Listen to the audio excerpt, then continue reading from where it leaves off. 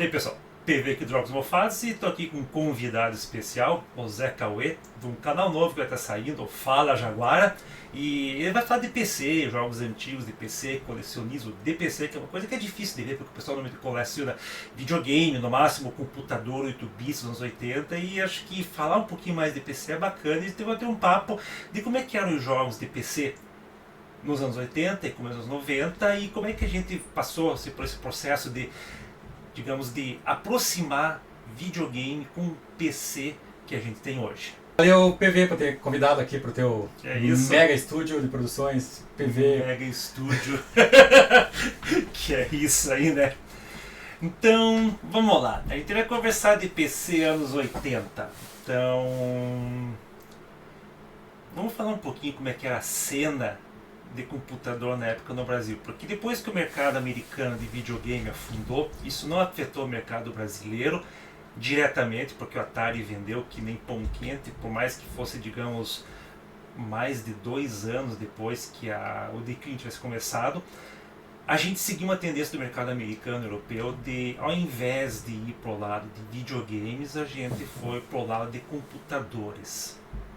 Então, a gente só foi ter videogame novo no Brasil quando saiu o Dynavision 2 em 89. Então, de 85 até 89 era domínio de computador. Então, nessa época a gente tinha lá alguns computadores, como o MSX, o Apple II, o Spectrum, que eram, digamos, plataformas bem diferentes em termos de filosofia de fazer jogos. E, claro, já tinha o PC despontando, assim, digamos, como uma plataforma que estava tomando o escritório e levando pro usuário comum, que eventualmente aconteceu na metade da década de 90. Então, todo mundo que tem um PC em casa, que não tem mais MSX, Amiga, nem nada.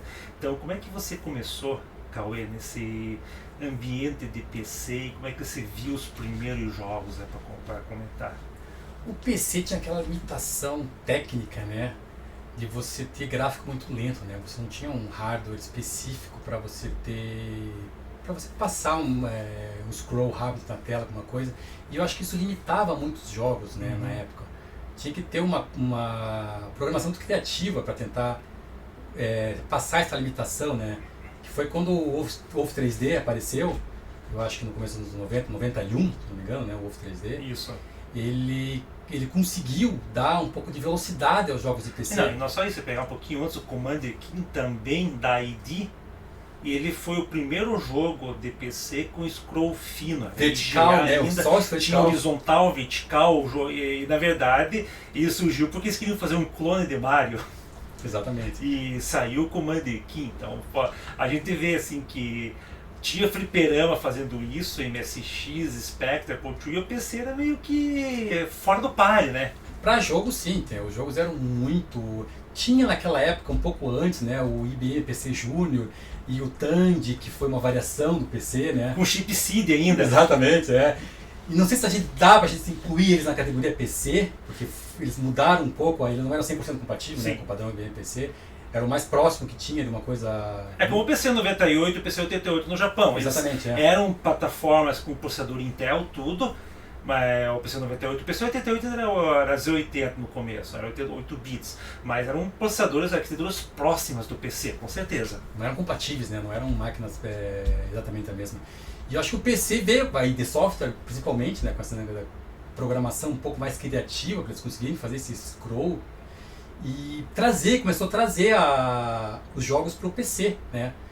E jogos assim mais estilo fliperama, jogo mais de ação rápida. De movimentação, não eram jogos de... Até porque os jogos de PC legais também da década de 80 eram portes, né? Você vê a série Última, que era do Apple II, o próprio Prince of Persia, assim, sim, o jogo original para PC, assim, era muito pouco que tinha, né? Sim, acho que um dos primeiros assim, que chamou atenção na época foi o Wing Commander.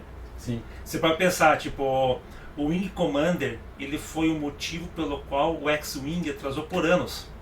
Porque a LucasArts está fazendo X-Wing, todo em polígono flat, e apareceu não era na E3 na época era a CESA, Consumer Electronic Show, o Wing Commander, com um gráfico bitmap, quando a vizinha mexendo, não era nada 3D, era tudo 2D, Mas só que visualmente o impacto era enorme. Tinha uma trilha sonora, assim, padrão Adlib para a época, era uma coisa cinematográfica, com cinemático, tinha até pacote de voz pro jogo, e chamou muita atenção. Então foram os primeiros jogos assim, que realmente fizeram o PC aparecer como uma plataforma, não só de escritório, como plataforma também para entretenimento, para jogos. Você jogou o tema legal da Adlib e do Wing Commander, que tanto a Adlib, né, que começou o padrão, sim, quanto a Sound Blaster, eu acho que foram muito importantes, né, para a popularização do PC como uma plataforma de jogos, né. O Wing Commander 2, quando tinha uma introdução inteira de voz, o 2 já foi uns anos um pouco depois do 1, não sei se o 1 já tinha voz ou não tinha. O 1 acho que tinha, não lembro agora se não tinha voz, posso ter falado besteira. Mas porque o Adlib não tinha voz, que tinha voz não, isso, que tinha o Sound Blaster, isso. Daí realmente, era incrível. O 2, a abertura era falar, se você quisesse ter voz no todos os diálogos, era um pacote à parte, se comprava. E aquilo foi incrível, eu acho que isso, a Sound Blaster trouxe isso, né, pro padrão PC, essa capacidade um pouco de ser multimídia, que não tinha, né, no PC, porque o PC Speaker... As outras máquinas, se você pensar no NeoSX, todas elas vinham com algum chip capaz de sintetizar som. Sim. E o PC era aquele PC Speaker muito tosco, né? E não só eu acho que o PC, mas o Apple II também não tinha capacidade sonora muito forte. O Spectrum, digamos assim, o TK-90X, o TK-95, que é a versão brasileira, só tinha um beeper nele. Que da TK-90X era na TV, no Spectrum original era no aparelho mesmo, o beeper. E na Inglaterra, quando saiu o Spectrum 128, ele vinha com o mesmo chip de som do MSX, o AY3910. Daí, aí fazia música legal, como o MSX. Mas realmente, o PC na época, o speaker dele era uma catástrofe. Ninguém merecia escutar jogo com aquele barulho horrível. Depois eles começaram a desenvolver algumas técnicas, né, de você conseguir passar áudio pelo PC speaker, mas assim, a qualidade era horrível. Tinha também aquele Disney Sound, que era uma DAC feita com resistores em série. Você colocava na porta paralela. Na paralela, isso. Mas já dava um som bom, hein? Muito legal, muito legal. Porque o DAC funcionava bem. Tipo assim, eu me lembro que a primeira vez que vi um PC com um som um pouquinho mais legal, ainda foi no speaker, foi quando alguém fez um mod player que tocava no speaker o mod player. Porque não tinha isso no PC. Então no Amiga se tinha um mod player padrão lá, se escutava com som estéreo, alta qualidade. No PC era uma bosta, mas você escutava o som. Foi a primeira vez que eu disse, nossa, o PC pode fazer alguma coisa que não só bip bip. Isso foi feito em técnica, para sobrepor a qualidade técnica que tinha, né? Porque a qualidade técnica era horrível, né? E não só isso, por causa que a placa de som era cara na época. Eu me lembro quando eu comprei minha Sound Blaster Pro, eu comprei, foi começo de 93. Eu fui pro Paraguai para comprar essa placa, custou $200 a placa. Uma placa de som. Hoje em dia você compra uma placa-mãe, a placa-mãe ela vem com o chip de som de graça, você não paga pelo chip de som. Você tem um codec nela. Naquela época o PC não tinha. Então era caro você ter uma placa de som. Então você já pagava $1.000 num PC, você tinha que pagar mais de 200 numa placa de som. Não era uma coisa assim razoável para alguém que só ia usar o computador para trabalhar de ter em casa só por uma coisinha ou outra. Exatamente, né? Isso antes da gente chegar nessa briga que foi a placa de vídeo, né? Que começou depois dos 3D lá no meio dos anos 90. Mas até chegar lá, a placa de som foi uma coisa também que trouxe isso. E o que é legal da placa de som nessa época, que eu acho, do PC, é que as placas de som elas sintetizavam o som dos jogos, né? Sim, era tudo FM. Então assim, você não tinha muito som gravado, tinha algumas vozes, alguns efeitos pequenos, e todo o resto era sintetizado. E o que era sintetizado? Só tinha comandos que a placa de som, como um sintetizador, ela resolvia. Então cada placa de som que você colocava tinha um som completamente diferente no computador. Isso era legal também, né? Não só o PC também, mas alguns dos computadores do final dos 80 usavam essa técnica em MIDI, né? Você colocava o módulo Roland, por exemplo, você tinha aquele somzão bem legal. E a Sound Blaster tinha um somzinho tosco, mas a Sound Blaster tocava PCM áudio que os Roland não tocavam. Fazia, exato. Fazia. Depois teve aquela Gravis Ultrasound, que foi uma das... Que era a Wavetable daí. Mais barato. Que foi a Graves e tinha a WE32 da Sound Blaster. Foi depois, que era concorrente, só que a WE tinha um banco de instrumentos fixo e a Graves podia fazer o upload do teu banco de instrumentos. Inclusive era a placa preferida do pessoal da Demo Cine na Europa. Total. Saiu antes também, né? Porque a primeira Graves é da mesma época da Sound Blaster Pro 1, 91 por ali. Eu não sei te dizer, eu me lembro de ter visto a primeira vez uma Graves foi em 95, 2005 que um amigo meu comprou uma Graves Ultrasound. Era Graves Ultrasound, talvez a Graves original fosse anterior. Não, essa é Ultrasound, a que eu chamo de Classic, né? Graves Ultrasound Classic. Mas tipo assim, eu não sei quando ela saiu, mas eu me lembro que um amigo meu comprou em 2005, 95, ele ficava louco com aquilo. Ele mostrava os mods tocando, pra ele era coisa do outro mundo. Tipo assim, claro, a Sound Blaster fazia, só que muita coisa é mixagem na CPU, então pesava. Já na Graves era de graça, você mandava o sample pra lá, tocava e era isso. Não, e o sample de áudios ele precisava de muita CPU, né? Então eles gravavam em poucos, em 11 kHz, 8 bits no máximo, ficava muito ruim a qualidade de som. Sim.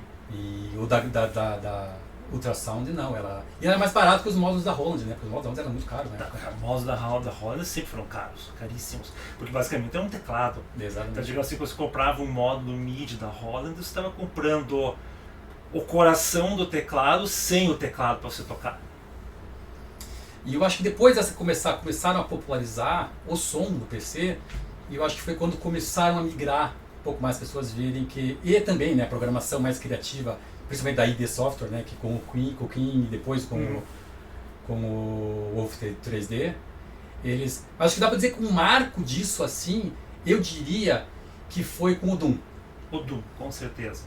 Porque o Doom tinha efeito sonoro digital, tinha música no FM e, claro, todo mundo queria jogar Doom naquela época.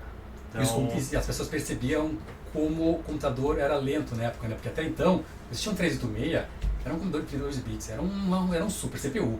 Mesmo sendo lá de 86, Sim. No começo de 90, você não tinha software, precisava de mais do que isso para você rodar alguma coisa. Raramente, um servidor precisava ter um 486 e tal, né? Mas para outras coisas não. E o Doom chegou para mostrar que não. Agora jogos precisam de capacidade computacional alta, né? E não só isso, uma placa de vídeo rápida, por causa que um problema grave, o pessoal de hoje que vê barramento PCI Express e outros, vê isso de uma forma, mas na época o barramento ISA era um barramento super lento e a placa de vídeo ela não era acessada um endereçamento flat. Você tinha 64 KB de memória, que era acessível, então você podia do endereço tal até o outro, não me lembro qual é o endereço físico exato em hexadecimal, mas eu programei muito isso. Você tinha 64 KB visíveis, que era exatamente a memória da EGA, e você podia acessar essa memória para essa placa de vídeo. Se quisesse acessar 256 KB ou mais, você tinha que paginar esses 64 KB e era muito lento por causa de passar. Não era memória para memória, era memória para o barramento, daí para barramento para a memória da placa de vídeo. Então era muito lento o acesso. Não era como se a placa de vídeo estivesse lendo a memória do computador, como fazia no caso de um TK-90X ou de um Apple II, que deixava razoavelmente rápido. Você tinha que mandar o dado para lá para daí você poder rasterizar ele.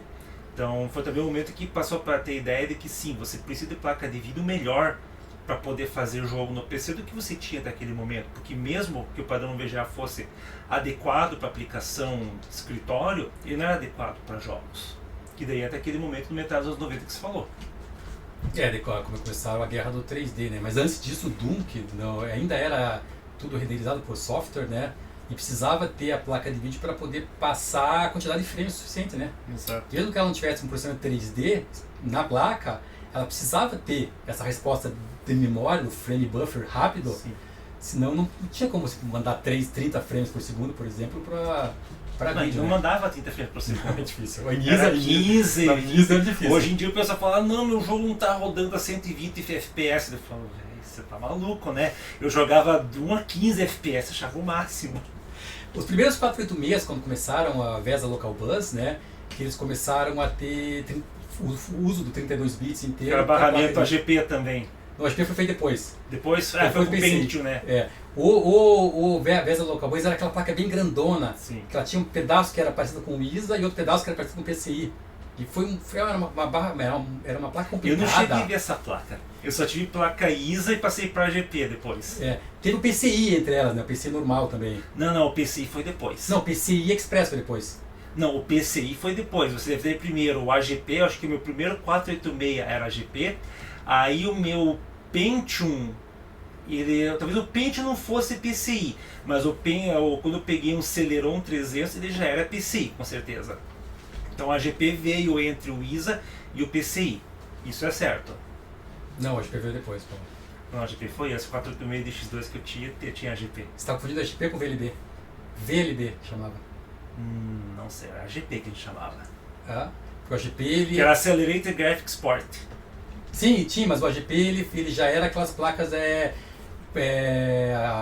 como é que é, da NVIDIA. Quando começaram as NVIDIAs vieram a AGP, as AT mais fortes depois de 2006, 2007. Não, isso também tá... A gente tá vendo. Vamos dar uma olhadinha aqui, cada um pegar o celular e vamos olhar. Vamos fazer aqui consulta em tempo real, por causa que aí a memória não funciona, a gente tem que... Não funciona.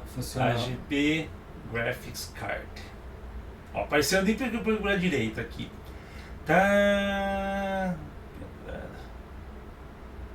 Vamos ver aqui quando que saiu... Eu chutaria 2006. 97. 97. 20 anos atrás. Ele foi na época quando eu peguei o meu Pentium, não foi quando eu peguei o 486.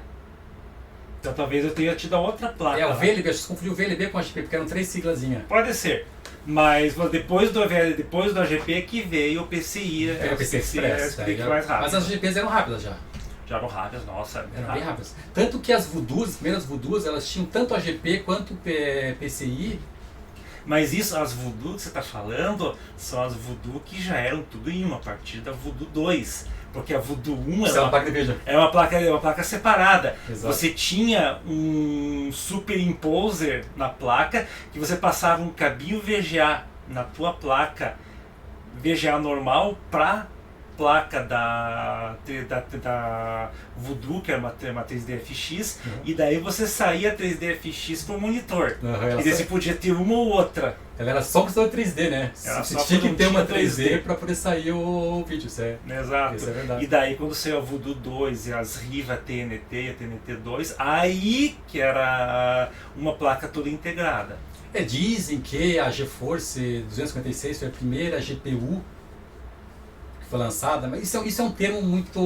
eu acho assim, qualquer coisa que seja dedicado para fazer gráfico é uma GPU, tá? Exato, uma GPU moderna, um pipeline, como a gente conhece, talvez se possa dizer que a Monster 3D, que era uma 3D FX, os Voodoo já fossem uma GPU, porque era um chip extremamente dedicado para gráfico, em alto desempenho. Então você tinha a ideia da GPU, mas a ideia de você ter um chip de vídeo, então, o MSX tinha um VDP, que era praticamente uma GPU para o computador. Então você tinha no Spectrum, tinha a ULA, que tinha várias funções, e uma dessas é desenhar a tela. Então tinha várias, essa ideia do chip de vídeo já é velha, mas realmente, como você chama de GPU moderna, aí sim, talvez começou só realmente na 3DFX e nas Riva TNT. Que daí você tinha um chip que era especializado a fazer gráfico de alto desempenho. O termo GPU, assim, ele é difícil de dizer quando exatamente, né? Porque a GeForce trouxe para eles, como marketing, isso com certeza. Sim. Porque ela unificou várias coisas num chip só, né? Mas não quer dizer que ela inventou alguma coisa, não inventou nada. Não. Isso foi só a evolução natural desde a época dele, sei lá. Na verdade, o marketing sempre foi a parte mais importante dessas coisas. Exato. Porque você vender tecnologia, você tem que vender de uma maneira que a pessoa entenda. Então, como é que você vai fazer a pessoa dizer, por que é melhor comprar uma GeForce 2, uma GeForce 2 MX 440, do que comprar uma Monster 3D, uma placa mais antiga? Porque ela é uma GPU, por causa que ela tem uma central gráfica de processamento avançado. Por isso que eu tenho que comprar isso. Vou trocar. É que nem o Blast Processing do Sega Genesis, do Mega Drive. Tipo, é a propaganda falando Exato. de algo que, diga assim, é uma feature do processador, do sistema, mas que vende pro leigo. E eu acho que foi nessa parte que, como o PC matou daí, né? Começou a matar as outras. O que você acha das outras plataformas? Quando conseguiram juntar placa de som e uma placa de vídeo capazes de você ter gráfico e som legais e popularizar como plataforma, as outras plataformas começaram a ser mais lentas, talvez. E o que você acha em atualizar sua hardware? Eu acho que tem uma questão de volume para a gente considerar. Porque você pensa, por exemplo, um PC, ele vendia para um mercado muito maior que o mercado caseiro na época. Hoje o mercado caseiro, tipo assim, eu tenho computador em casa, tenho computador em casa, minha esposa tem um laptop dela, meu filho, minha filha tem um laptop dele, todo mundo tem um computador praticamente. Ou tem, sei lá, um celularzinho aqui que é um computador portátil, no final das contas, mas naquela época, quem consumia computador mesmo era a empresa. Então, se tinha um escritório com 60 funcionários, às vezes 40 funcionários tinha um computador.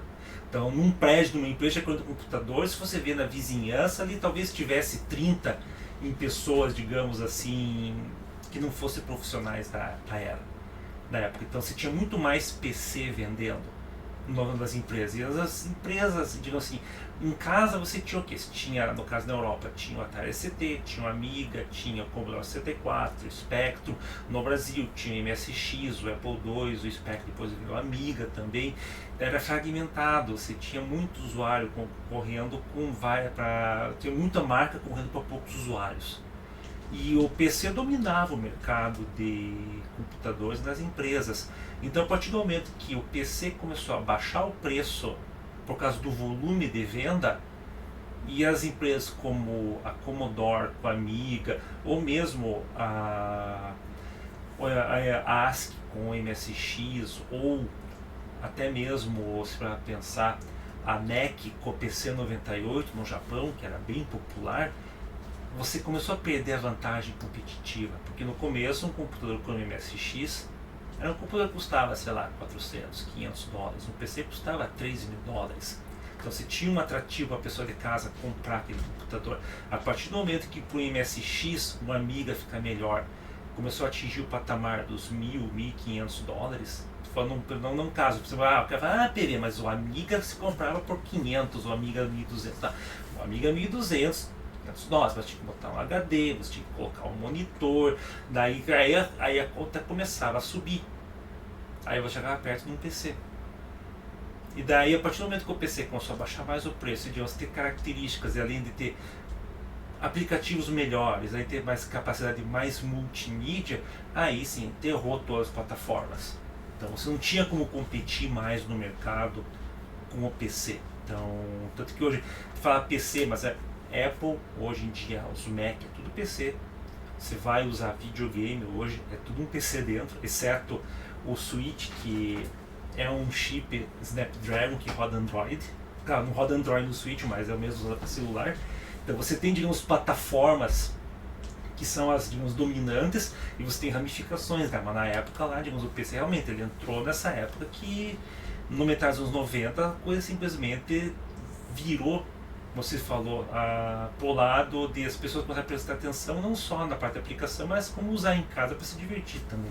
E por causa dessa força, eu acho, né, que as grandes empresas tinham, muito maior no PC, por ser um computador que usava em empresas, lobby para produção de conteúdo, né? Jogos ou programas, eu acho que elas teriam mais forças, né? Uma coisa engraçada, eu acho, da força do lobby de uma empresa grande para matar a concorrente foi o que a Sound Blaster fez com a Adlib, né? Uma coisa engraçada é que a Adlib, para quem não sabe, ela é aqui daqui do Quebec, feita aqui do um professor da Universidade de Laval, do Quebec, que desenvolveu a Adlib e que virou padrão de jogos do PC, até a Sound Blaster vinha, né? A própria Sound Blaster tinha que ser compatível com a Adlib, né? E quando a Adlib foi atualizar a placa deles, a Adlib Gold, eles pediram um chip da Yamaha específico, que era o PL3, que na época só tinha o PL2. E a Sound Blaster, como já estava crescendo e forte na época, eles conseguiram fazer com que a Yamaha atrasasse a entrega do chip para a Adlib. E eles chegaram com a Sound Blaster Pro antes. E eles chegaram com a Sound Blaster Pro, que era uma placa do PL3, que já era som estéreo, já tinha muito mais capacidade. A Adlib chegou fraquinha, né? Natimorta. Quando a Adlib chegou, já estava vindo a Sound Blaster 16 até, tão atrasado que os caras conseguiram fazer. Por causa do lobby da indústria mais forte que a outra, né? Que eu acho que isso ajudou também a PC a se desenvolver como produto, né, mais forte. Por causa que, na verdade, isso não é tanta questão do lobby só, mas é questão do volume. Mercado, né? Você tem o poder de compra, né? Exato, porque tipo assim, qual que eu tenho interesse em fazer um programa para uma plataforma como a Amiga? Você pode pensar, a Amiga vendeu total, estimativa de 7 a 9 milhões. é um número razoável. 9 milhões é que um PC vende hoje por ano. Por ano.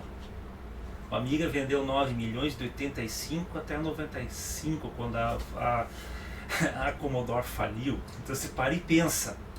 Então o volume grande do PC é o que foi determinante. Então tinha muito PC instalado no mercado. Então, por mais que o PC não fosse a melhor plataforma, não fosse a melhor arquitetura, foi a arquitetura que dominou, porque simplesmente era a arquitetura que tinha quantidade, tinha volume. E você falou uma coisa muito interessante do professor aqui do Quebec, da Universidade de Laval, que criou essa Adlib. Mas a Adlib, por incrível que pareça, ela é bastante inspirada, não vou dizer copiada, porque eu não conheço os detalhes suficientes, mas é bastante parecida com as placas de som do PC-98. No Japão usava o PL2, então, por exemplo, o Mega Drive usava um PL2, o Master System, no Chip FM tinha um PL2, eles usavam o PC-88, PC-98 para desenvolver jogos usando FM. Então, o Yuzo Koshiro, quando fez a trilha sonora do Streets of Rage, ele fez no PC-88, usando um tracker de OPL2 numa placa dessa, que depois virou a Adlib no PC. Eles foram só pioneiros para trazer isso para o PC, né? Porque toda essa indústria, essa tecnologia já tinha, né? E o mais engraçado para pensar, por causa que hoje com a globalização a gente não enxerga isso, mas naquela época o mercado europeu era uma coisa, o mercado americano era outra, o mercado japonês era outra. O mercado japonês até hoje sofre de uma certa síndrome da Ilha de Galápagos. Você tem produtos específicos para o mercado japonês que só funcionam e existem no seu mercado japonês. A gente hoje em dia tem celular tudo com tela de toque. No Japão, a maior parte do celular ainda é de flip, os keyphones deles. Então eles têm muito celular assim, meio dumb phone ainda lá, que vende pra caramba. E eles têm aplicação de rede social deles online, funciona super bem, os caras estão satisfeitos. Então, isso aconteceu muito com essa coisa de PC, porque o PC-88 e o PC-98 desenvolveu em paralelo o IBM PC no Ocidente. E as duas plataformas se querer convergir para os processadores da Intel de 16 bits, e em um dado momento não tinha como a NEC fabricar mais PC usando o DOS-V, que era o DOS-10, tinha que passar a rodar o Windows 95. E daí tem o primeiro porte do Windows 95 para rodar em PC-98. Isso daí acabou o mercado de PC-98. Porque se tinha Windows para PC-98, você podia pegar qualquer outro computador que não fosse da NEC para rodar, você podia comprar qualquer PC mais barato que o da NEC. Então, é engraçado ver como as coisas desenvolveram às vezes completamente separadas, e isso acabou criando oportunidades de mercados diferentes, inclusive essa placa de som. Tipo, pra gente, a gente pensa, a Sound Blast saiu quando saiu a Adlib, foi final dos anos 88, 89. 88 a Adlib, 89 a Sound Blast. Você vê, já 87, tinha placa de som em PC japonês muito antes disso. Então você pensa assim, caramba, por quê? E demorou tanto pra chegar pra gente. E tinha algumas placas que chamavam as placas mais, hoje em dia são colecionáveis, né? Tinha uma placa da IBM, que na verdade era um chip da Yamaha que tinha dentro, que ela fazia, só que não era OPL, acho que era OPP, aquele outro formato de FM, né? Certo. Mas assim, não era um padrão, né? Não era aquela coisa que os jogos foram feitos para aquilo, né? Eram placas que tinham para algumas funções específicas que depois alguns jogos criaram patches para utilizar, né? Então eu acho que essa falta de padronização, que depois acabou entrando no padrão, ajudou, né? Porque, por exemplo, você tinha um computador de casa que o pai fazia trabalho com a planilha do trabalho, ou se o filho quisesse jogar, ele vinha com uma placa de som, uma placa de vídeo só no mesmo computador e transformava aquilo numa plataforma de jogos espetacular, né? Acho que isso que trouxe pro PC essa facilidade também, né? O fato de você trazer as placas e usando a mesma plataforma, e você pode usar para tudo, né? E não só isso, uma coisa que a gente talvez não viveu tanto, mas no mercado de fora, aqui, talvez hoje em dia que a gente mora aqui fora do Canadá, a gente vê isso, mas por exemplo, a Ubisoft, quando desenvolve um jogo, eles compram as máquinas para desenvolver o jogo, porque eles têm uma plataforma-alvo, e quando eles desenvolver o jogo, eles não podem fazer aquele computador de volta, porque eles querem o próximo jogo já é para a próxima plataforma. Aí eles torram para vender aquelas máquinas usadas. Então eles inundam o mercado com máquina usada de baixo preço. Que por mais que alguém vá lá e compre 10 para revender no marketplace depois, no equivalente do OLX aqui fora, eles vão vender mais caro, ainda assim tem muito comprador barato. Acontecia muito isso em empresa. Tanto que na entrevista que eu fiz com o Nishila do Japão, o pai do MSX, ele falou que o MSX não morreu porque a plataforma ficou ruim.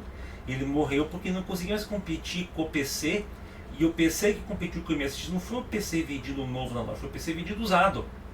Porque as empresas vendiam o PC para, digamos assim, fazer um caixa para comprar o parque novo de máquinas, mas aquele PC parava numa loja que vendia para uma pessoa que não precisava barato, ele não dava o mercado, exatamente. Alguém ia lá, colocava uma Sound Blaster num servidorzinho antigo e pronto, já tinha máquina de jogo, né? Tem gente que faz isso hoje em dia, pega lá o servidor lá no AliExpress, os workstations lá, né? Com aqueles produtos Xeon, aquelas coisas aqui. Assim, não é para usar em casa um Xeon, é para você usar num servidor. Mas você pode usar para rodar jogo também. Assim, é uma coisa meio cavala, mas você pode fazer. Então o pessoal faz isso e monta o computador. E é a mesma coisa que você naquela época, só que digamos uma escala diferente. Vai botar o Xeon, já tinha, sei lá, 12 cores para um jogo que era feito para usar um só, né? Sim, isso até hoje muitos jogos não usam múltiplos cores. Mas então... vamos continuar? Vamos, né? Sempre. A gente parou onde está? A gente estava falando da história, que a gente pulou bastante, da coisa do 486 com o VLB, que eu acho que foi quando o Doom começou a rodar, passar de 30 quadros por segundo. Eu acho que isso para mim foi o marco. Sim. Porque o ISA que a gente estava falando, que era 15 quadros, 20 no máximo, algumas placas mais recentes. E teve essa GLP, teve o EISA, o Extended ISA. O EISA é legal, eu gosto de pode Eu acho que eu não tive GLP, eu tive EISA e fui direto para o GP. Por isso que eu confundi aquilo com o VLB. Eu não cheguei a ter VLB. O EISA era 32 bits, mas era super raro na época, eram computadores caros, eram servidores que usavam, né? Mas no Brasil vendia isso com o pessoal. Ia no Paraguai e comprava plaquinha com EISA. Eram placas difíceis, né? Difíceis de encontrar. Porque placas de vídeo não tinham muitas, né? Eu acho que tinha a Compaq que fazia uma, aí tinha aquela Tseng que fazia a IT4000, que foi um chip muito popular no começo dos 90, né? Até hoje para os colecionadores, o chip mais popular para PC é o IT4000, que tem tanto ISA, VLB, EISA, PCI, tem todos os tipos de bus que você consegue encontrar, ele tem. E eu acho que tinha uma AT, acho que a Mac 32 também tinha uma EISA, e não tinha muita coisa não. Se não me falha a minha memória, a minha placa EISA era Trident, o chip dela. Trident. Tanto a minha placa ISA como a minha EISA eram Trident. Quando eu peguei a placa GP já era outra.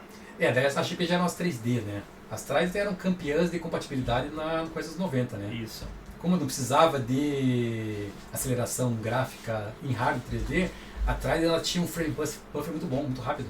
Sim. Elas eram rápidas. O que eu achava engraçado é que tinha uma lenda de que para você ter uma placa de vídeo rápida, a placa de vídeo de 1 MB, que é a mais rápida que a de 512. Até hoje tem essa lenda, as pessoas acham que colocar mais memória vai deixar a placa mais rápida. E não é por causa que colocar mais memória, é por causa que para você poder usar mais memória de uma maneira confortável, você tem processador mais rápido. É diferente. Você, para poder ter mais memória e funcionar rápido, você tinha que ter um processador mais rápido. Por isso que a placa de 1 MB era mais rápida. Mas não por causa que era mais rápida, por causa da memória. Não. E da resolução, né? Tinha algumas resoluções altas, Sim. que você precisava, ao mínimo, ter um certo tipo de memória, né? Sim. 1 MB ou 2 MB. Exato, se quiser rodar um 1024 por 768, tinha que ser uma placa de 1 MB. Você não conseguia rodar com menos que isso. Não. Mas se ela rodando na mesma resolução, a de 2 MB e de 1 MB ia rodar na mesma velocidade.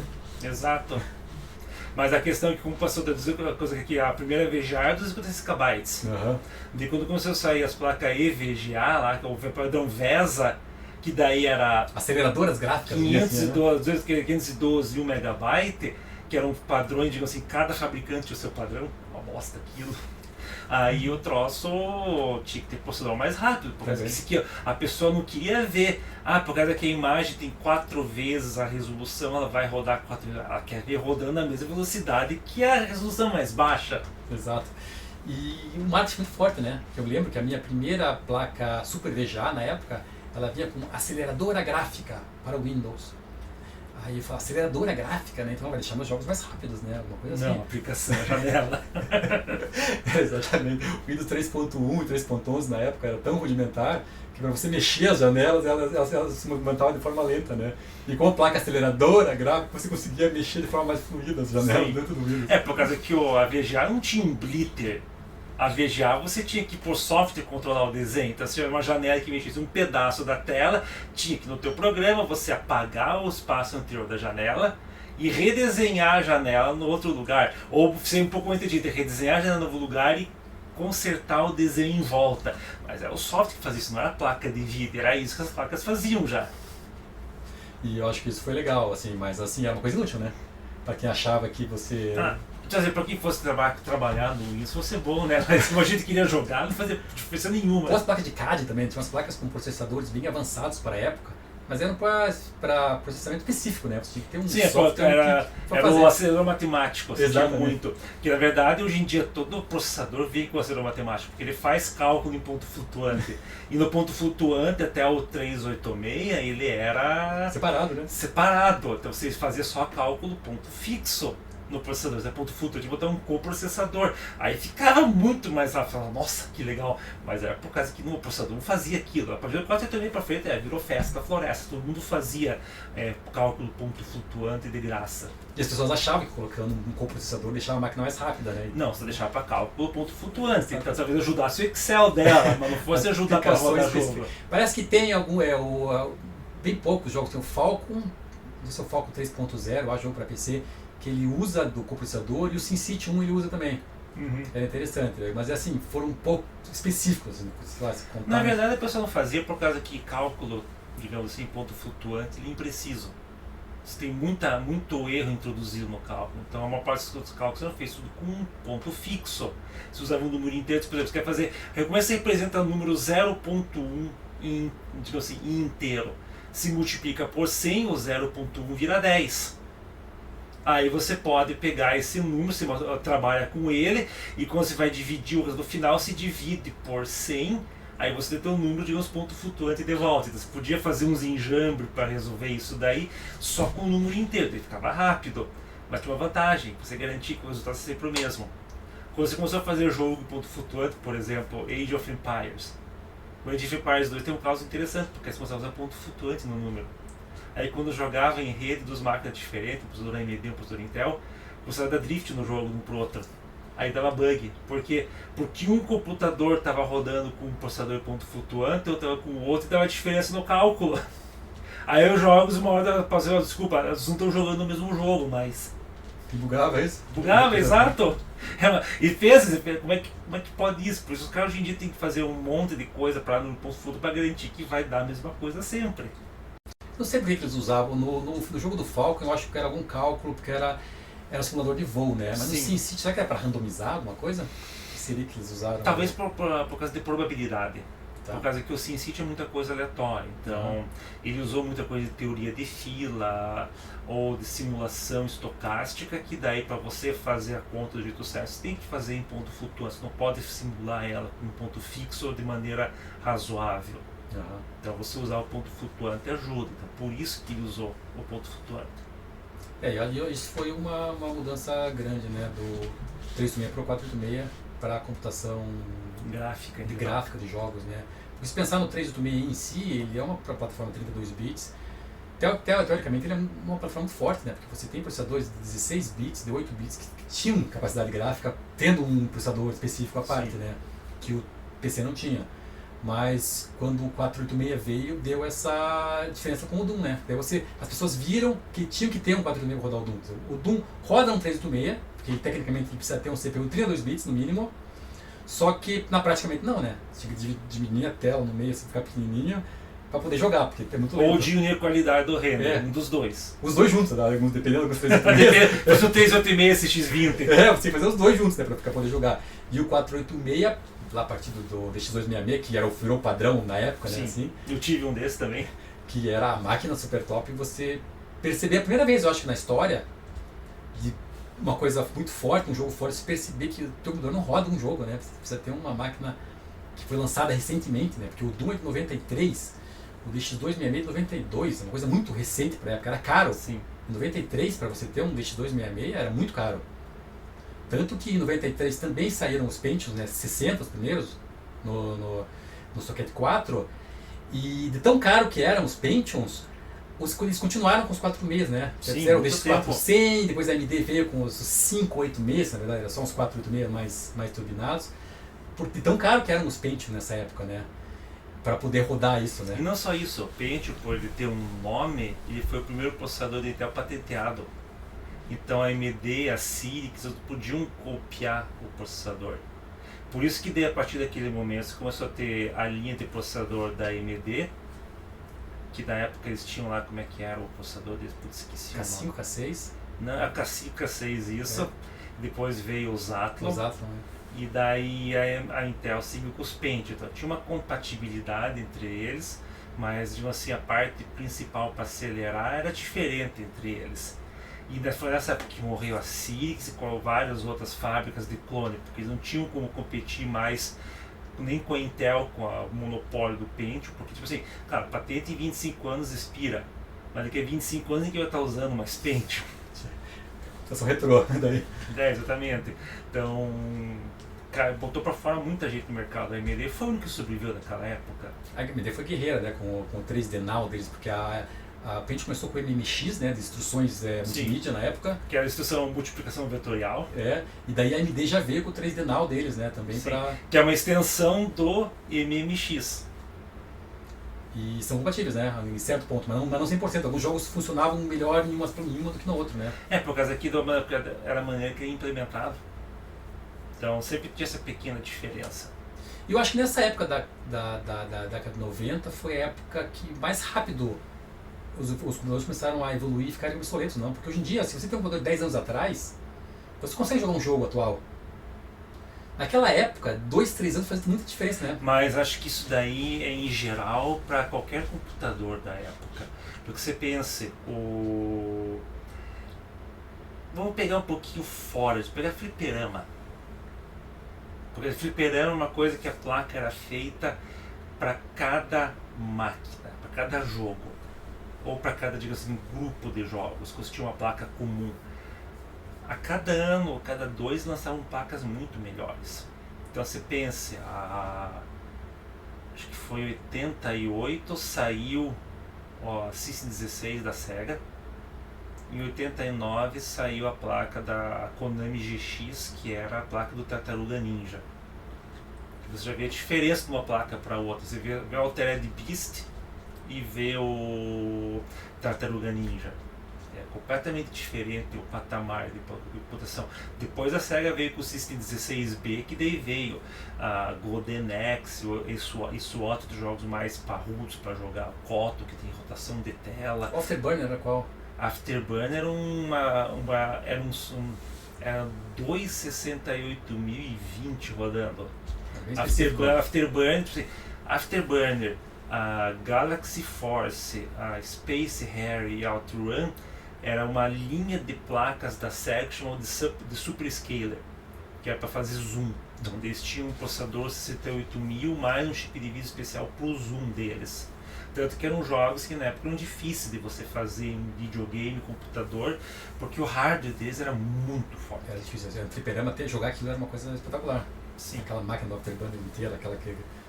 Porque tinha muita máquina também que eram menores, né, que vinham, não era aquela inteirona. Sim, que tinha máquinas stand-up para jogar só com manche daí.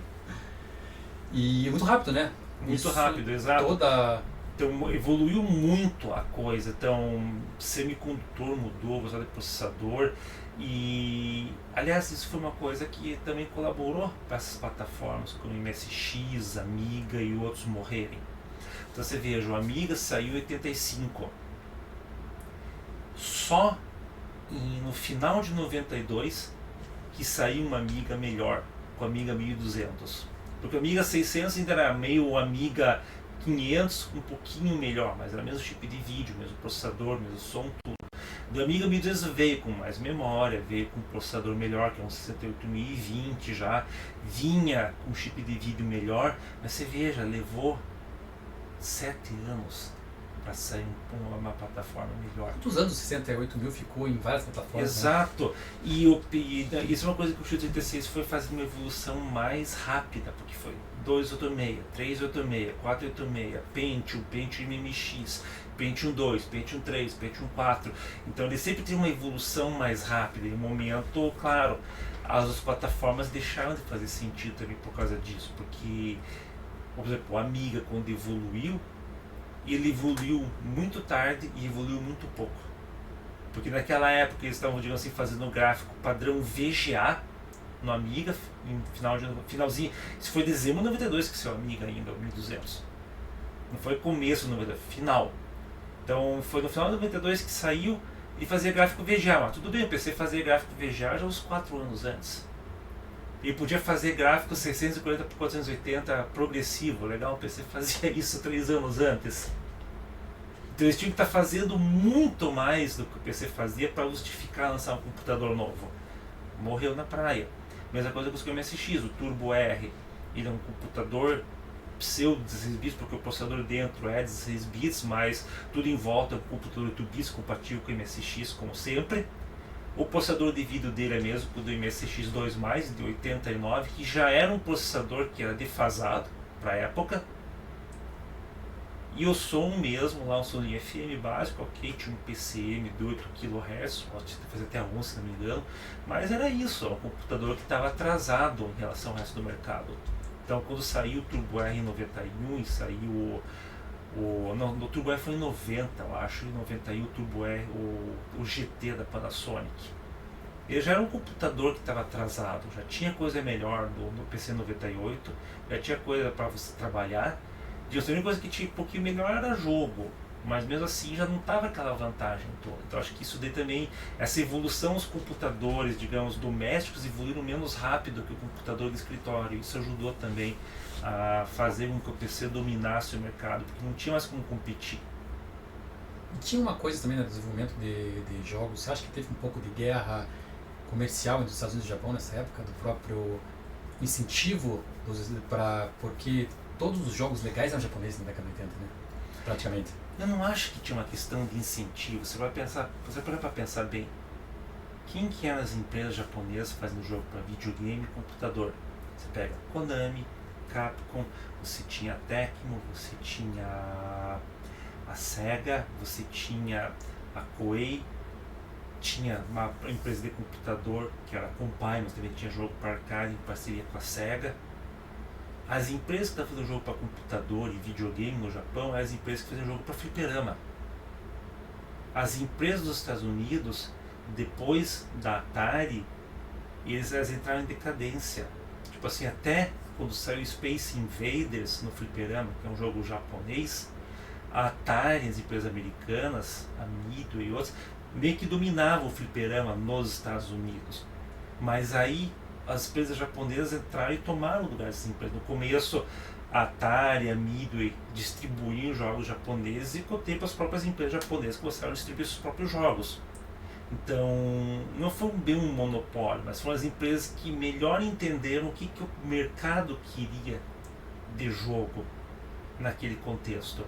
Então, por isso que, digamos assim, os jogos de PC não tinham nada a ver com os jogos de videogame, de fliperama. Porque o jogo de videogame e fliperama, naquela época, estão falando do jogo do Nintendinho, estão falando do jogo do Master System, Mega Drive, Super Nintendo, ou mesmo assim, a gente pensa no Brasil, o jogo de MSX, jogo japonês também. Então a gente tinha jogos que eram mais próximos dos jogos do fliperama, e o PC estava longe disso. Na verdade, o PC, na verdade, quis criar como diferencial de distanciar do fliperama e do videogame. É uma estratégia, funcionava para um público, mas a gente vê como são as coisas hoje, que não foi bem por aí, talvez no longo prazo a aposta certa. Depois que começaram os computadores ficarem tão poderosos quanto, né, eles poderiam fazer a mesma coisa com uma máquina só, fazer tudo, né? O que o fliperama fazia, o que o console fazia e o computador faz, né? Sim, tanto que desde 2004 no Japão, todo fliperama que sai é uma máquina PC dentro. A Taitex da Taito é PC, o sistema da Konami é PC, já o DDR da Konami, que é de 99, 2000, já era PC. Você pega as máquinas da Sega, a Lindbergh, você pega a PM3, a Allnet, é PC também, da Namco também, tá? Que o Tatsujin, que o Jó está jogando, tudo PC dentro dele, tanto que por isso que a maior parte dos jogos rodam no Windows com Tecnopert, não porque o Tecnopert emula, o Tecnopert só simula que tá na máquina real e deixa o jogo rodar. Então, tudo está na mesma plataforma. Acho que também isso mudou bastante, porque antes se tinha uma segregação de mercados por causa da plataforma. Hoje em dia está tudo na mesma plataforma, praticamente. E agora, trazendo todas que a gente conversou, que o PC matou as outras plataformas, para quem coleciona isso é legal, né? Porque a gente vai atrás das coisas que não viraram padrão. Exato. Então a gente acaba indo ao contrário do que era na época, né? Porque na época ninguém queria ter essas máquinas, que elas eram obsoletas, o PC estava matando. Mas agora a gente, como colecionador, é divertido, né? A gente buscar essas máquinas que não eram padrão na época. Exato, tem MSX, Amiga, Spectrum, CPC, o Apple II.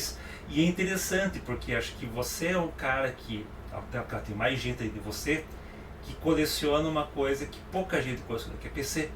Porque PC é uma coisa que, digamos, ele é bastante variado o que é a coleção. Por exemplo, eu com o MSX2+, MSX2+, eu posso rodar 99,9% dos jogos do MSX. Tem lá uns 4 títulos, 5, assim, que de Turbo R, que são assim, marromeno, que eu podia jogar, mas eu não jogo porque eu não tenho um Turbo R, mas eu não preciso por causa de 5 jogos, porque eu jogo no emulador. Essa minha máquina MSX2+, roda praticamente todos os jogos da plataforma. No PC já não é o caso, porque tem jogo que só vai rodar se for no DOS, tem jogo que só vai rodar se for no Windows 95, tem jogo que só vai rodar se for num processador de tal tipo. Se for outro jogo, vai ser rodar só se for no Windows 95 com um processador desse. Então você tem, digamos, uma fragmentação maior da plataforma para você rodar os jogos. Então como é que você trabalha com isso? Porque não é a mesma coisa que o MSX, um Amiga, que é um computador resolve tudo. No máximo 2 se eu quiser ter um Amiga 1200 junto ali. Você tem 300 plataformas praticamente. Eu acho que a falta de padrão, principalmente no começo dos anos 90, nos primeiros 5 anos dos anos 90, criou essa confusão que é legal para quem coleciona, né? Uhum. Principalmente na placa de som, né? Porque alguns, dependendo do ano que o jogo era criado, ou dependendo da empresa, o jogo era feito para uma placa de som específica. Ela rodava em algumas outras placas, mas não da mesma maneira que ela foi feita para rodar, né? E a maior parte rodava em placa Sound Blaster. Sound Blaster, exatamente. Mas tem alguns jogos, alguns poucos exclusivos da Gravis Ultrasound, por exemplo. Daí tem a Sound Blaster 1, tem a Sound Blaster Pro, que ela utiliza 2 OPL2 para fazer, e a diferença da Sound Blaster Pro, da Pro 2, que utiliza 1 OPL3, tecnicamente elas são 99% parecidas. Mas não, tem alguns jogos como Ultima Underworld, por exemplo, que tira proveito dos 2 chips do OPL2. Então vai soar diferente do que você tem uma Pro 2, que tem um OPL3. Uhum. Então essa diferença de algumas coisas que fazia de um ano para o outro dos equipamentos, que eu acho que é muito, muito, muito legal, né? E você ter a placa, cada placa de som que você bota, o som vai jogar, o jogo vai ser diferente no som, né? Porque uma voz diferente saindo, né? Sim, e é uma coisa que é interessante, por causa que isso daí vai diferente o jeito de colecionar. Por exemplo, eu que coleciono, digamos, bastante videogame, computador, plataforma como Amiga, MSX, eu tenho, tipo assim, aqui eu tenho um joguinho de Coleco, um joguinho de Atari. Eu tenho um Atari para todos esses jogos, tem um Coleco de jogos. Ali tem o jogo de Super Famicom, Super Nintendo. Tem um Super Nintendo, para rodar todos esses jogos.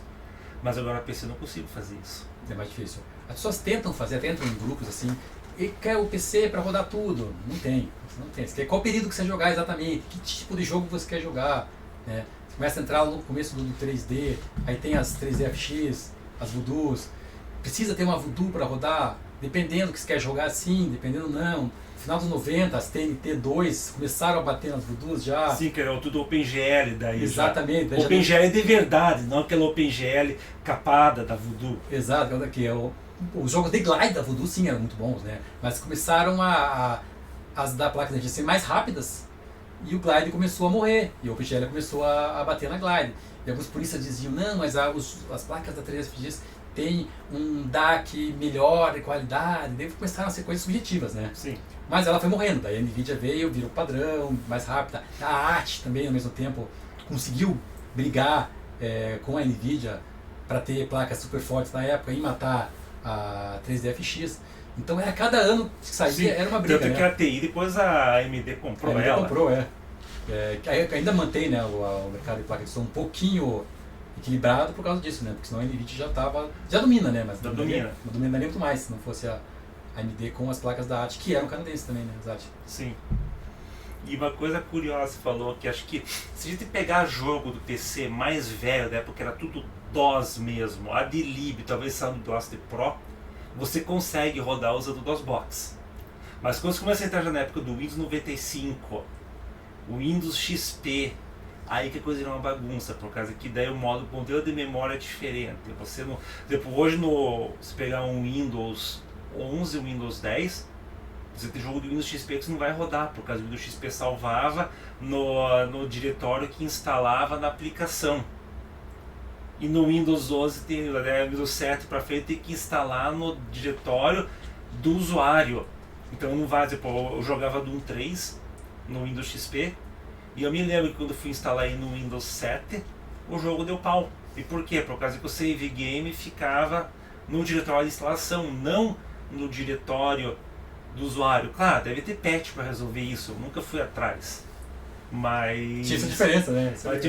Você tem, digamos assim, não é um cenário fácil de você passar de uma plataforma para outra. Não é um cenário óbvio, não. Tinha muita peculiaridade específica de cada coisa, drivers.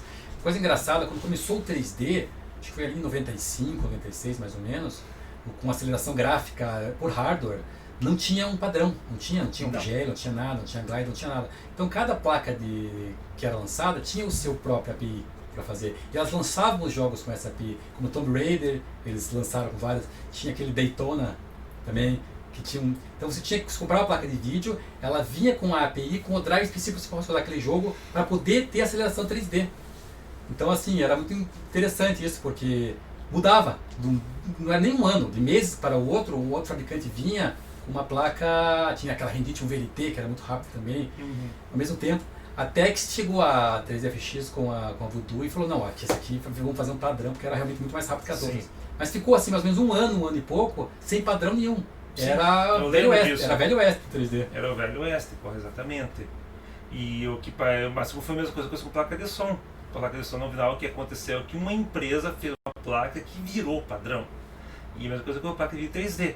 E tipo assim, hoje em dia, se não fosse por DirectX, OpenGL ou mesmo Vulkan, que é mais bare metal, próximo possível da placa de vídeo, apesar de ser esse abstrato, que você esconde detalhar, isso aqui é uma 3D, isso aqui é uma placa de vídeo da NVIDIA, isso aqui é uma placa da AMD, não, isso aqui escondeu. No máximo você vai usar um feature avançado, a FSR, geração de quadro, upscaler, aí você vai cair no detalhe da placa de vídeo, mas a maior parte das coisas hoje em dia é feita independente da placa de vídeo, mas entre dois fabricantes só, que é a NVIDIA e a AMD. Exatamente. E a certo ponto, um certo monopólio da NVIDIA, porque a NVIDIA vende muito mais do que a AMD. Tem as placas mais rápidas, a AMD consegue brigar ali já no segundo segmento, né, de placa de vídeo. Só tem placas boas e tal, mas não consegue, não tem o mesmo poder, né, da NVIDIA em relação a placas de... É que a NVIDIA que eles fazem uma coisa, por exemplo, hoje, o que garante a NVIDIA no mercado? É o processamento de Ray Tracing. Ray Tracing na NVIDIA ainda é muito mais rápido que na AMD. Mas se pegar a rasterização mesmo, 3D, sem usar Ray Tracing, a placa da AMD dá uma surra nas placas da NVIDIA. Força bruta eles são bons, né? Força bruta eles são bons. Mas só que tipo assim, muita gente quer o Ray Tracing hoje. Tem jogo que você vai rodar hoje, como o último Doom, ele usa Ray Tracing direto, não tem modo de rendering normal nele. Não tem bump map, todas aquelas coisas, não. É tudo Ray Tracing. Daí nessa hora que a NVIDIA leva vantagem. Essa é a vantagem, né? Mas as novas da AMD, elas estão começando a... Estão começando a fechar esse buraco. Esse buraco do Ray Tracing, né? Tanto que ainda essa minha placa que eu botei no meu PC aqui do lado, ela tá uma NVIDIA ainda, apesar de eu rodar Linux, mas eu sei que se eu tivesse com Linux, talvez o ideal fosse ter uma AMD. Na próxima geração talvez eu consiga ter a AMD como a placa padrão dele. Ainda mais agora com o SteamOS chegando, né? Então tipo, igual o SteamOS virando padrão pra tudo, né? Daqui a pouco vira. Na verdade, já para portátil padrão. Tipo, A primeira coisa que a maior parte do pessoal faz quando tem uma comunidade do ROG Ally, que é que eu instalo o SteamOS no meu ROG Ally. Você acha que vai matar? O quê? O PC agora, você falou que o PC matou as outras. Você acha que isso vai matar o padrão PC que a gente conhece hoje? Talvez o padrão Windows para jogo pode matar. Porque o problema do Windows hoje é que a Microsoft ela tem a maneira dela de fazer as coisas. Mas só que na maneira de fazer as coisas ela também quer fazer o quê? Quer fazer Office, quer fazer Teams, quer fazer, sei lá, integração com a nuvem deles, com o IA. Quer fazer um monte de coisa com o teu computador que não é jogo. É tipo assim, se eu quero jogar, eu quero toda essa tralha em volta, digamos assim, atravancando o meu computador, ou eu quero um sistema bruto, puro para rodar jogo. Então é ali que o SteamOS tem uma vantagem. Talvez o SteamOS vai virar o sistema para jogos, em especial para PCs dedicados para jogos. Talvez para quem quer usar o PC para outras coisas, não vai ser o caso. Talvez para mim que uso Linux vai ser esse caso, por causa que o SteamOS é um Linux com KDE por baixo, não tem grande mistério. Você pode, com o modo desktop dele, usar como se fosse um Linux normal, mas para o usuário caseiro comum, o SteamOS é um sistema de videogame. Você carrega o sistema, entra numa tela Steam, tela cheia, como um videogame. Você pode acionar o jogo, desligar, sem entrar um controle com mouse, com teclado ou nada. Então acho que para jogo o SteamOS tem uma grande chance de virar o padrão para entretenimento de PCs dedicados. Aí que entra o lance para PC dedicado, porque hoje muita gente tem um PC com Windows na sala para assistir filme, para jogar. Depois eu tenho um colega meu, um amigo meu, Saulo, que trabalha também junto com a gente na Shmups Mania, está fazendo um jogo comigo de MSX.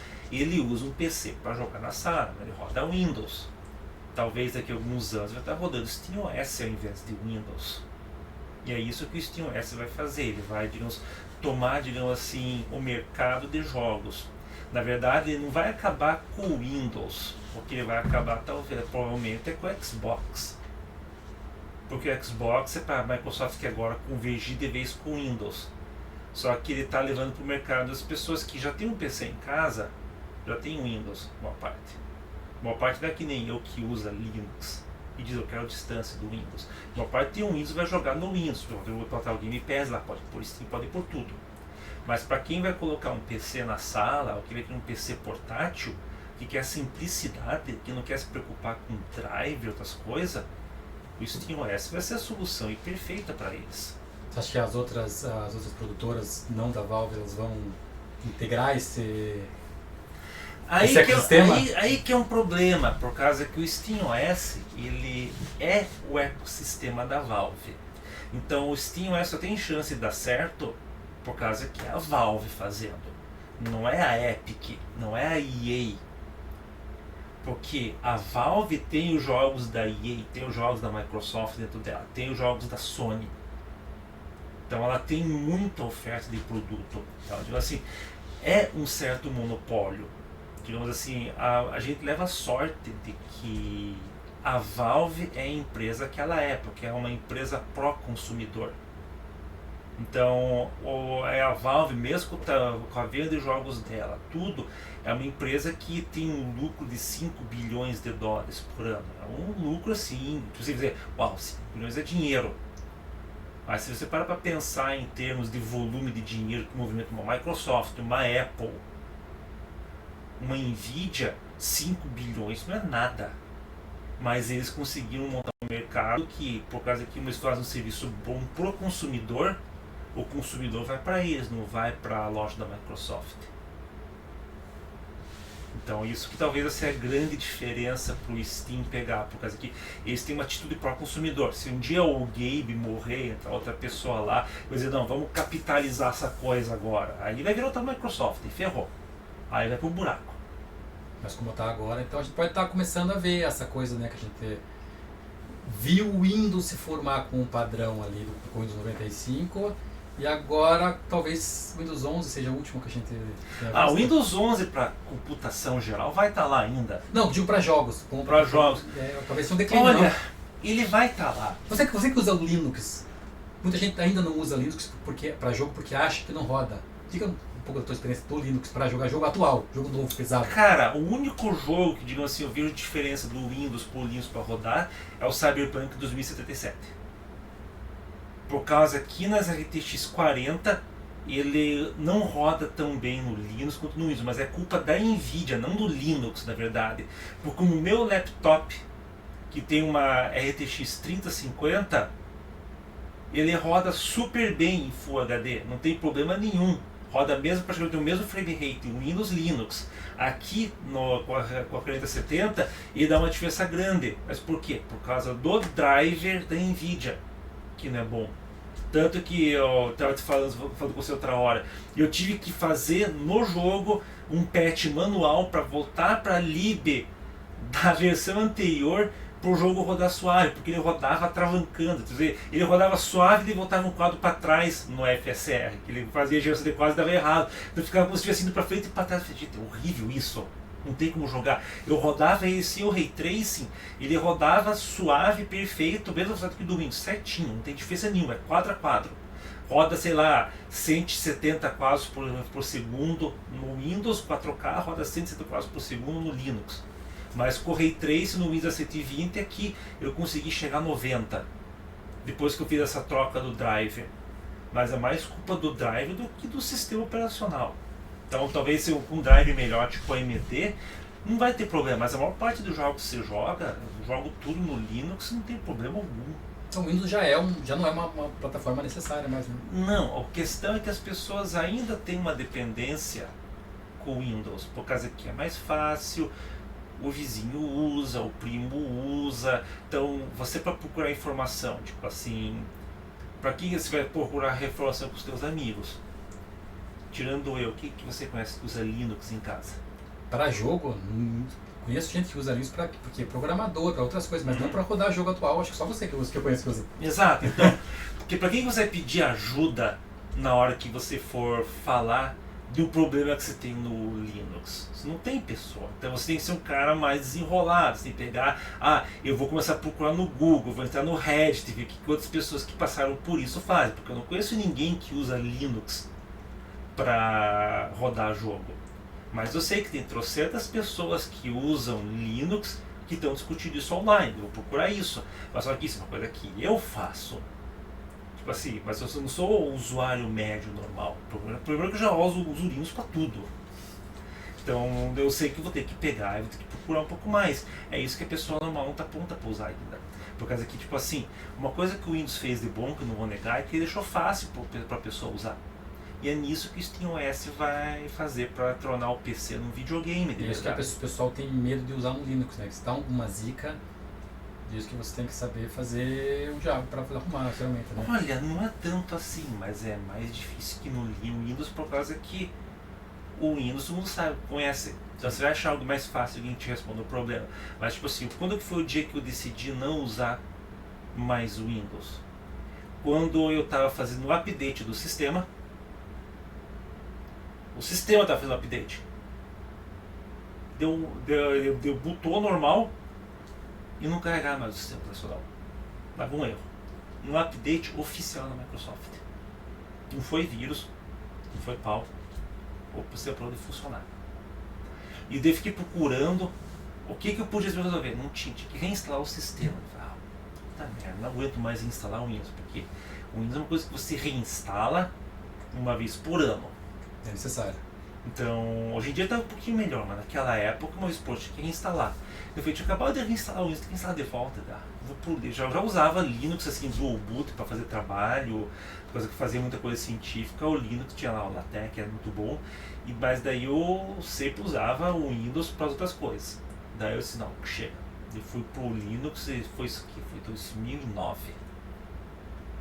Assim, eu voltei um tempo atrás a usar um pouco o Windows para poder fazer vídeo, mas quando eu estava usando o DaVinci Resolve de graça, que não tem aceleração por GPU, eu descobri que o KDE em Live, que é do KDE, tem codificação usando a GPU. Eu falei, tchau. Eu só fico mais. A única coisa que eu uso o Windows ainda é para fazer educação de imposto aqui no Canadá, só tem programa para Windows. Não tem por web? Tem, mas daí tem um problema que os meus dados ficam na web. Ah, tá. Eu não quero o provedor do serviço do software de imposto de renda ficar com o meu número do seguro social, meu endereço, o meu emprego que eu trabalho. Tipo assim, tem coisas que eu prefiro que o dado fique comigo, não com os outros. Então, valeu pelo papo. Bom, acho que a gente conseguiu fazer um arco da época de jogos que o PC começou a matar outras plataformas até a gente chegar numa possível queda do Windows como plataforma de jogos, né? Talvez não, como eu falei, não para todo mundo, mas né? para quem quer usar uma máquina dedicada para jogos, isso com certeza. Para matar o console, então, né? Pra você ter uma máquina só, porque hoje em dia ainda existe essa briga do quem joga no console e quem joga no PC, né? Exato. Talvez isso comece a unificar um pouco mais esses dois grupos. Hoje, por exemplo, a Microsoft está assim no mercado. Assim, é certo. Mas o PC a Microsoft está fazendo um novo Xbox. Tá. Mas ela está fazendo mais por necessidade do que por vontade. Mas, tipo assim, vai morrer o Xbox. Para mim, o Xbox não é mais terceiro lugar. Ele é quarto na próxima geração. Mesmo você próxima geração, para mim, o Xbox já é o quarto lugar. Ele já é um terceiro lugar sofrido. Tipo, o PlayStation 5, que vende menos que o Switch 2, já vende 5 vezes mais que o Xbox. É irrisório no mercado. É irrisório. Tipo, para cada 5 PlayStation 5 no mercado, vende um Xbox. Então, por quê? Porque o cara que está no Xbox pode jogar tudo no PC. Por que eu vou querer um Xbox? Agora, para o cara que quer um console PC, tá ali. A Steam Machine ou outros computadores com SteamOS vão dar isso pro cara. Eu não estou olhando para mim, para você, que é o cara que monta um PC, estou olhando pro cara que quer um troço simples para jogar, que é o cara do console. E talvez para esse cara aí vai servir. O seu usuário do Xbox vai migrar muita gente com certeza para o SteamOS. Isso eu estou vendo. Então legal, obrigado pelo papo. Valeu e calma aí. Vamos ter uns bate-papo pela frente aí, né, cara? Vamos, ainda você vai ter que mostrar num próximo vídeo a tua coleção, incrível coleção. Não tão incrível assim, gente. Para jogos da época, é muito incrível, vocês vão ver ainda, quando ele liberar, quando terminar aqui as obras, vocês vão ver. Na verdade acabou a organização, porque as obras acabaram, né? Tá certo, Cauê. Valeu aí, cara. Um abraço. Abraço do mundo, pessoal.